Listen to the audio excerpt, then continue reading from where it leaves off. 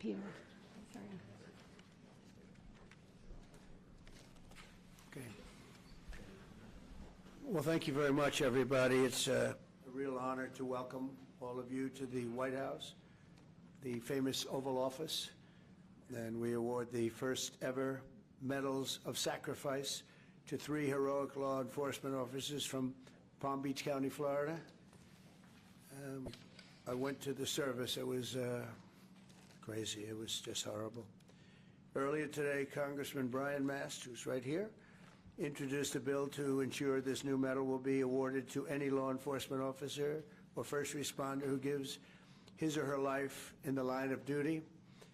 I also want to recognize Laura and Eric Trump for their work to make this medal reality. Thank you, Laura, and thank you, Eric. Appreciate it very much. Thanks as well to Attorney General Pam Bondi, who's with us. Pam, thank you very much. I appreciate it. So busy. She's so busy, but you wouldn't miss it. Secret Service Director Sean Curran. Sean, wherever you may be. Hi, Sean. Congressman Byron Donalds, State Representative Meg Weinberger, and Dan Newland. Thank you. Thank you, Dan. Thank you, everybody. Thank you, Byron. Thank you, everyone. Really great that you're here. I also want to express our gratitude to Major Paul Vercoda. Where is Paul? Paul. Thank you, Paul. Captain Ryan Mugridge. Thank you, Captain. Lieutenant Shandon Hood. Thank you, Shandon. Sergeant Scott Yoder. Sir. Thank you very much, Sergeant. Deputy Sheriff Christopher Farron. Thank you very much, Christopher. And Deputy Sheriff Chris Cameron. Thank you very much. Thank you. And all of the Palm Beach Sheriff's Office. We have many people here representing that incredible office. I know it very well. Very special thanks as well to Alexander Arno, who's a tremendous person with his father, who they own Tiffany, and they really devoted a tremendous time and effort to helping us design this beautiful medal. And thank you very much, Alexander. I appreciate that you came all the way from France, and the incredible team at Tiffany and Company. And Tiffany is doing great. He's a fantastic leader. You know all about the fantastic, the great Arno family. And the fact that you came for this is very, very meaningful, actually. It's really incredible. But for crafting this beautiful medal, and I know he looked at it and he worked on it, and he had his best people working on it, and people are loving it. And this will go on for a long time. You'll be making that medal for a long time. Unfortunately, in one way it's very sad, but we properly respect the ones that have lost their lives. Today we also remember 3 remarkable heroes who will become the medal's first ever recipients. It's a big honor. Corporal Luis Piez Jr., Deputy Sheriff Ralph Butch Waller Jr., and Deputy Sheriff Ignacio Dan Diaz. And thank you very much. You're represented by family members who are, I was there with them. That was devastation. They were devastated. We're profoundly grateful to be joined by their loved ones. Corporal Piez's former wife, Doris. Thank you, Doris, for being with us. Thank you very much. Thank you. And his son, Cameron, good-looking son, too. Deputy Waller's wife, Denise. Thank you, Denise, very much. And Deputy Diaz's daughter, Alexandria. Thank you. Thank you very much. I want to thank you all, and the 3 officers we recognize today were close friends. They were really close friends and colleagues, and together they dedicated their lives to protecting the people of Palm Beach County and well beyond. And they were beloved by everyone and respected by all, really, really top-of-the-line people. Countless times when I was in Florida, they proudly saved, and they saved a lot of lives. They were going around saving a lot of lives. Their reputation was incredible. They served in motorcades for presidents, called presidential motorcades, a very dangerous job, actually, and I was deeply honored to attend their memorial service last year. In a horrific accident in November, the 3 officers were working to restart one of their motorcycles on the shoulder of a road when They were struck by a SUV, struck dead center, and all three perished from their injuries. Essentially, they perished immediately. This was a terrible tragedy. It shook the entire Palm Beach community like very, very few events I've ever seen. All of Florida mourned their loss, and today our entire nation joins in honoring these three incredible patriots taken from us much too soon, much, much too soon. To Doris, Cameron, Denise, Alexandria, and to all of those who love these brave men, we are deeply sorry for your loss and eternally grateful for their sacrifice, their great, great sacrifice, just respected by everybody. We'll never forget their legacy, and we will never forget the debt we owe all of these great law enforcement heroes who have given their lives to keep our community safe and make America strong again. We have so many unbelievable people in the police department and other departments, first responders, firemen, a lot of brave, incredible people. And I'd now like to ask my son, Eric Trump, to say a few words, followed by Congressman Mast and Alexander Arno, who's going to be giving out the medals. Then I'll present the medals of sacrifice. Thank you very much, everybody. Thank you for being here, too. Thank you. Please. Mr. President, thank you very much. My father and I attended that funeral that day, and I can't tell you how moving that experience was. And one simple question was asked: why is there no medal of valor, medal of sacrifice that commemorates law enforcement officers, first responders who have fallen in the line of duty?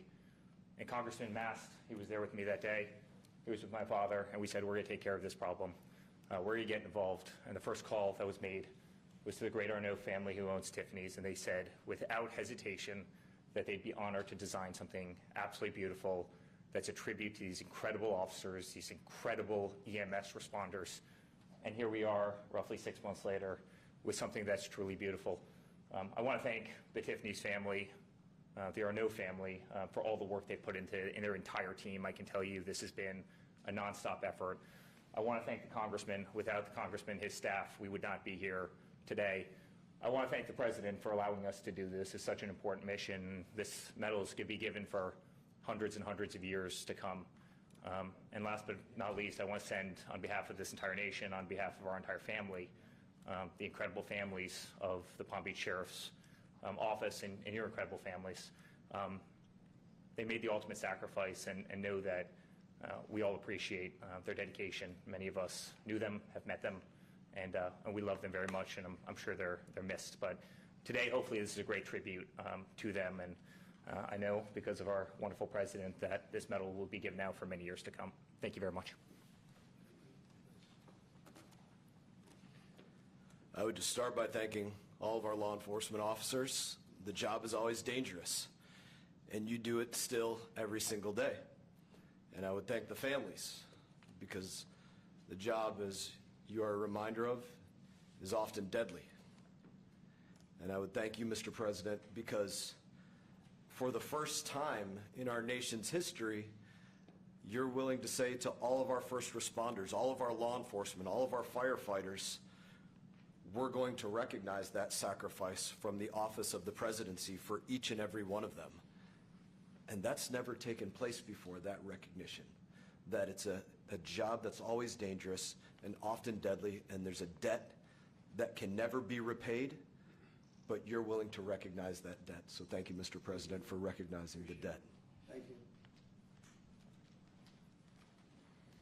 Mr. President, Congressman, thank you very much for involving Tiffany in this process. We're very honored to having made these medals. Tiffany is a jeweler, as everyone knows it, but also a maker of American heritage.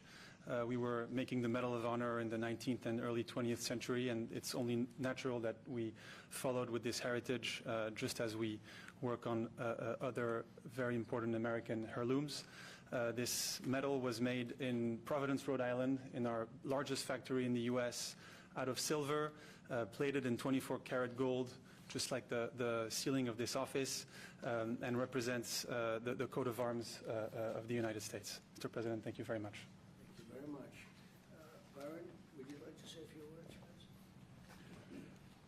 please? First, to be brief to the families, we are so sorry for your sacrifice, but your officer from your family represented not just Palm Beach County, but the United States with honor.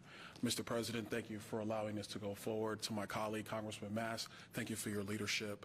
We will always honor first responders in the United States of America. Thanks. Okay. So,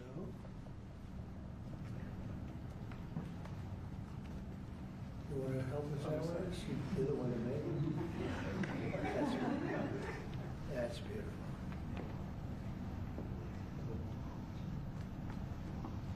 So can we ask the families to step forward, please? Chair, would you like to help us? Please.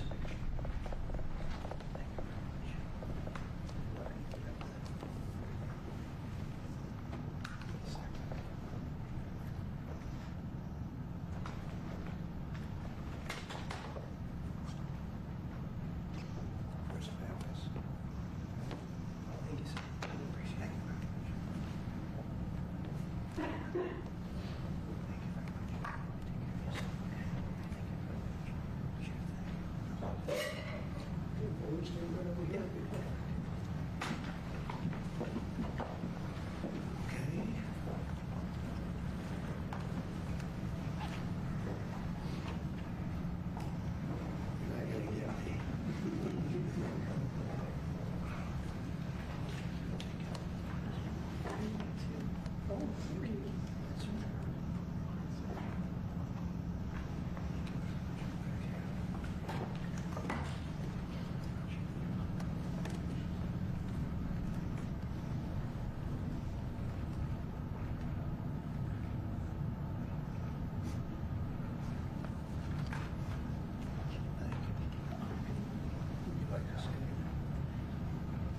I would like to thank you very much for honoring my husband and his brothers and a leader for the country.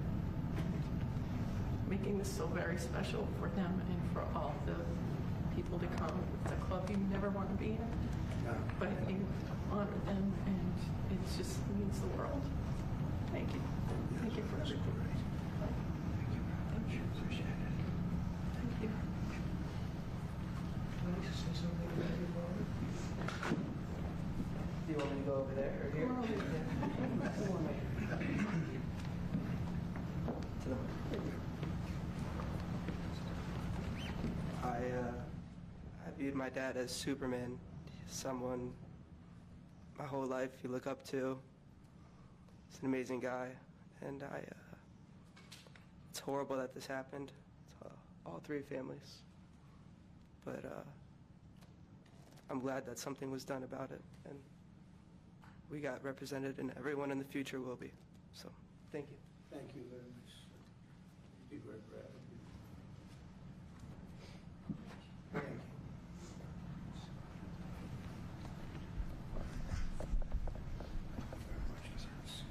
Thank you, Mr. President. Thank you very much. Thank you very much.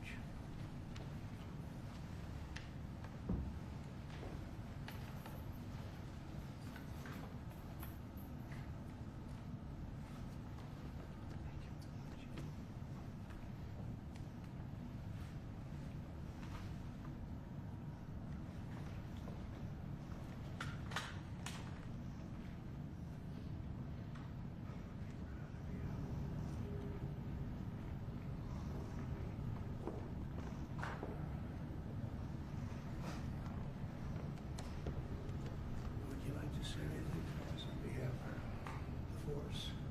Would you like to say something? It's a very tough thing to do. Would you like to say something?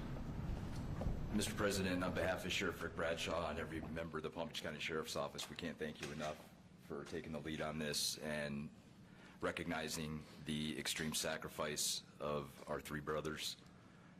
Words really can't express how thankful we are. Thank you very much. And we have a fourth, and we're going to give this to you.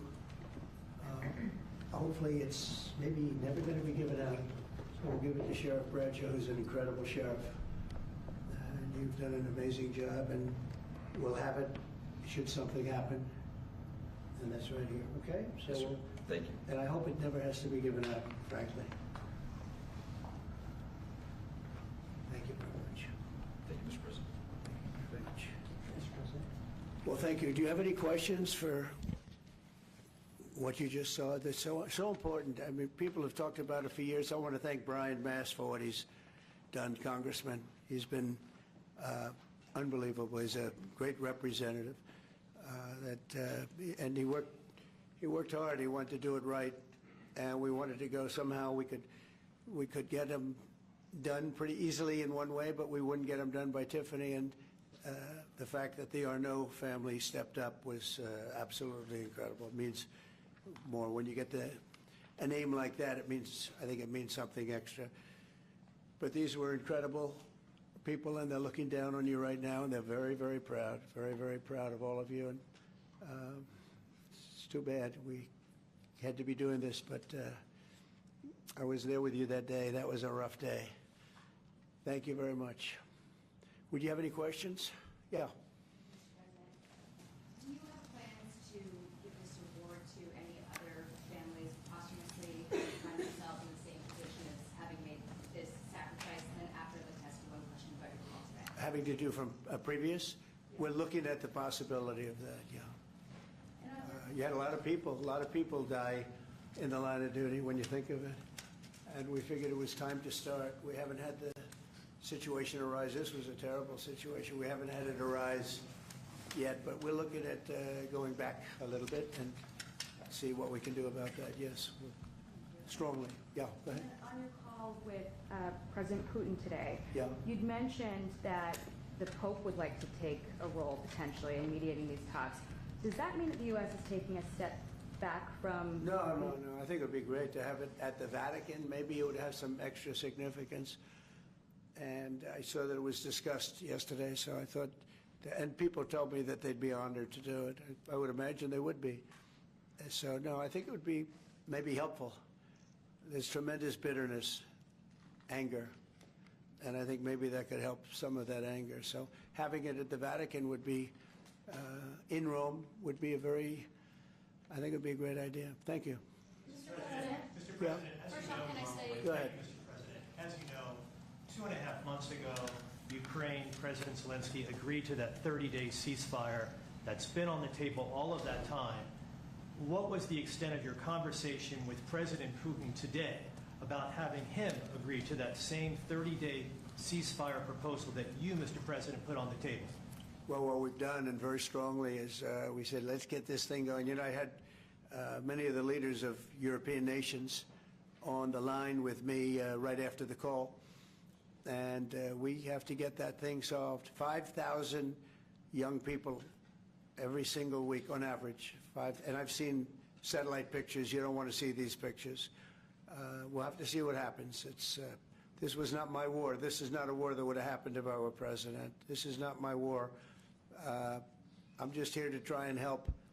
We've spent hundreds of billions of dollars on this war, and yet that's not, frankly, we made much more than that just in 4 days in the Middle East.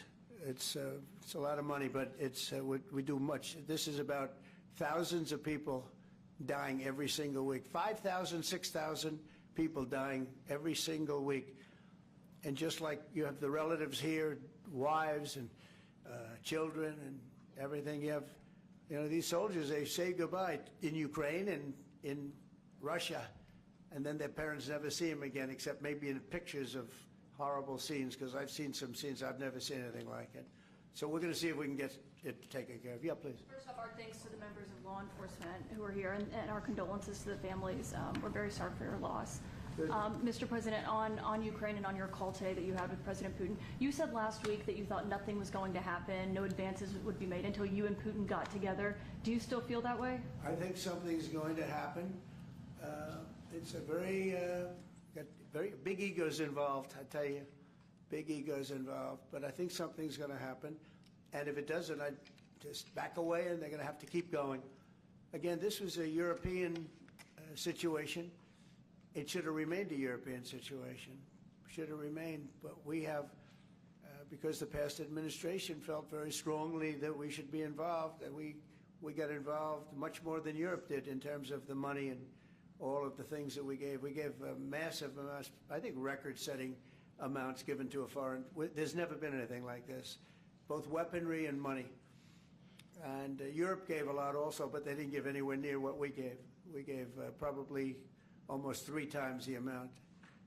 And it's just a shame. The whole thing is a shame. Did you ask The level of death here is just a shame. Yeah?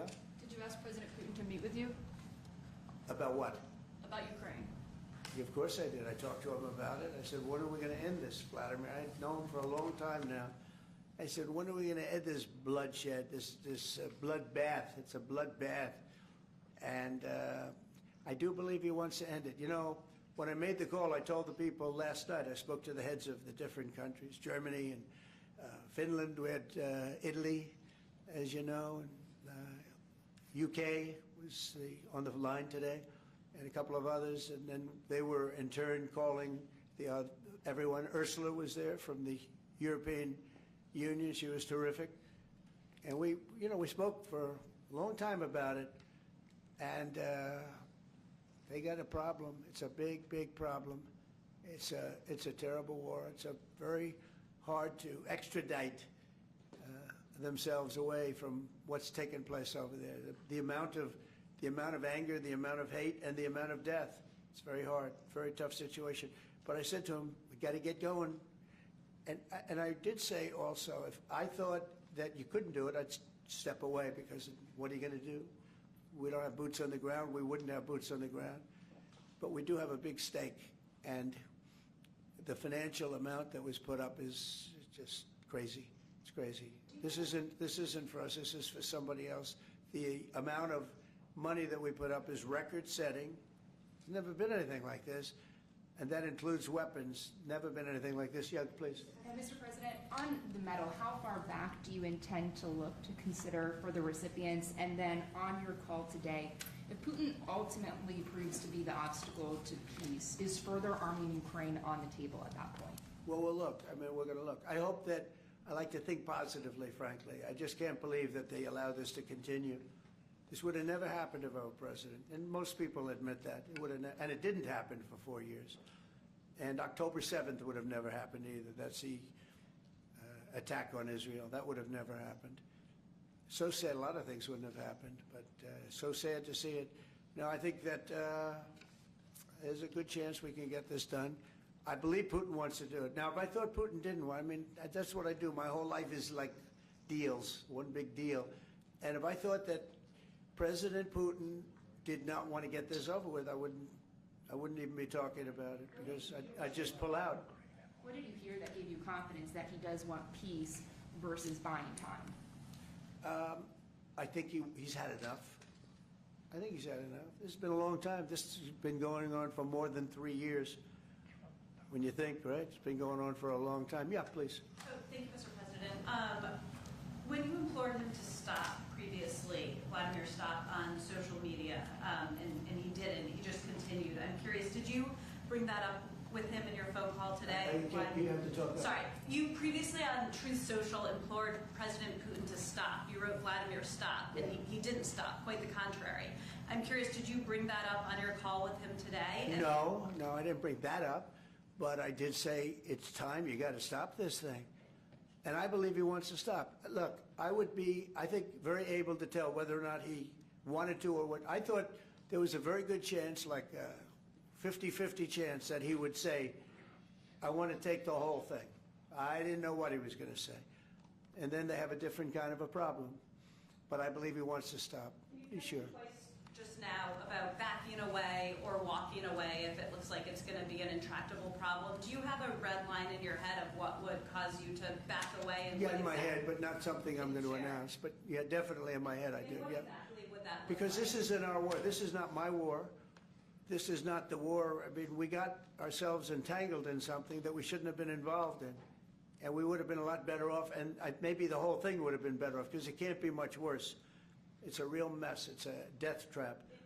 So I think that, yeah, I would say I do have a certain line, but I don't want to say what that line is, because I think it makes the negotiation even more difficult than it is. Yes, please. Mr. President, thank you all for your sacrifice. I'm so sorry You mentioned the bloodbath you want to see end in Ukraine. You mentioned that you believe Putin wants peace, but he just attacked Ukraine yesterday. So what makes you think that he wants peace? Well, he's in a war, you know. I mean, nobody said don't. They're fighting, they're attacking each other, and people are dying all the time. He's in a war. He's fighting a war. Nobody said he was going to stop. I think, is it terrible? Yeah, it's terrible. I think it's terrible. Can you wait on President Biden? President Biden was diagnosed with cancer of the war, and then I want to ask you about reconciliation. Why haven't you increased the sanctions on Russia yet? Well, because I think there's a chance of getting something done. And if you do that, you can also make it much worse.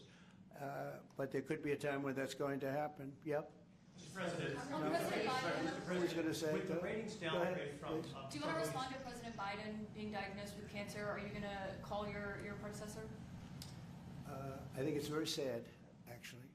I'm surprised that it wasn't, you know, the public wasn't notified a long time ago, because to get to stage 9, that's a long time. I just had my physical. You saw that. You saw the results of that particular test. I think that test is standard to pretty much anybody getting a physical, good physical. We had the doctors at the White House and over at Walter Reed, which is a fantastic hospital. I did a very complete physical, including cognitive tests. I'm proud to announce I aced it. Got them all. I got them all right. You proud of me? Yes. Your husband would be proud of me for getting them all right. It's a little risk. If I didn't get them all right, these people would be after me. It would be not a good situation. But I think, frankly, anybody running for president should take a cognitive test. They say it's unconstitutional, but I would say in that particular case, having a cognitive test wouldn't be so bad. But when you take tests, medical, as a male, that test is very standard. I don't know if it's given to everybody, but it's given just about. And it takes a long time to get to that situation. Now, I think, to get to a stage 9, I think that if you take a look, it's the same doctor that said that Joe was cognitively fine. There was nothing wrong with him. Well, he said, if it's the same doctor, he said there was nothing wrong there. And that's being proven to be a sad situation. And the auto pen is becoming a very big deal. You know, the auto pen is becoming a big deal because it seems like that maybe was the president who ever operated the auto pen. But when they say that that was not good, they also, you have to look and you have to say that the test was not so good either. In other words, there are things going on that the public wasn't informed. And I think somebody's going to have to speak to his doctor, if it's the same, or even if it's 2 separate doctors. Why wasn't the cognitive ability, why wasn't that discussed? And I think the doctor said he's just fine, and it's turned out that's not so. It's very dangerous. Look, this is no longer politically correct. This is dangerous for our country. Look at the mess we're in. You're talking about all these questions on Ukraine and Russia that would have never happened. As an example, if I were president, would have never happened. The other thing is you have to say, why did it take so long? I mean, when you... This takes a long time. It can take years to get to this level of danger. So it's a very, very sad situation, and I feel very badly about it. And I think people should try and find out what happened, because I'll tell you, I don't know if it had anything to do with the hospital. Walter Reed is really good. They're some of the best doctors I've ever seen. I don't even know if they were involved, but a doctor was involved in each case. Maybe it was the same doctor. And somebody is not telling the facts. That's a big problem. President Zelenskiy of Ukraine says that the Ukrainians are ready for a ceasefire. They're ready for peace negotiations. In your mind, is Ukraine doing enough to get this? I'd rather tell you in about 2 weeks from now, because I can't say yes or no. I think, look, he's a strong person. Zelenskiy, a strong guy. And he's not the easiest person to deal with, but I think that he wants to stop. He's, not. It's a very bad thing that's happening over there. I think he wants to stop, but I could answer that question better in 2 weeks or 4 weeks from now. I hope the answer is that he wants to get it solved. I want to thank everybody very much, and on behalf of the United States of America, we greatly honor your family and friends, everybody that had to suffer so much.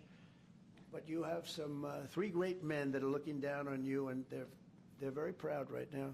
They're very proud. This is the Oval Office, and they're a big part of it now. They're a part of the Oval Office, the White House, and thank you all very much. Thank you.